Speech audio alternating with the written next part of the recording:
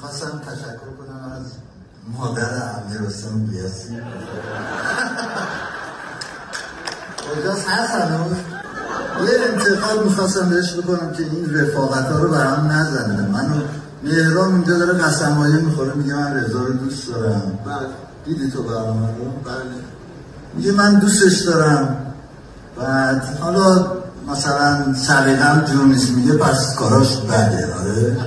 بعد میگه آره پس سلیقه تو نیست. میگه آره. به زور ما رو با هم دیگه دشمن میکنه. هر جا هستی خیلی کثافتی. کجا؟ من میدونی کار کمدی ندیدم تا حالا تو زندگی.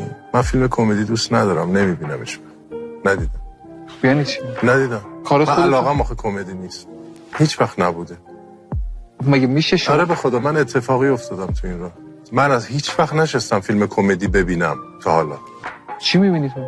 غیر اجتماعی، فیلم‌های تلخ، تراژدی، آثار اینجوری. علاقمونه.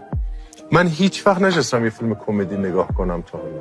چاپلین ماجراش جداست. مثلا یه بار گفته بودید که عطاران طنزش چرکه. من خودم دوست ندارم. چرکه همه چیز. اصلا گفتید اینو؟ بله. هنوزم میگی؟ بله. هم ولی رفیقی. بله.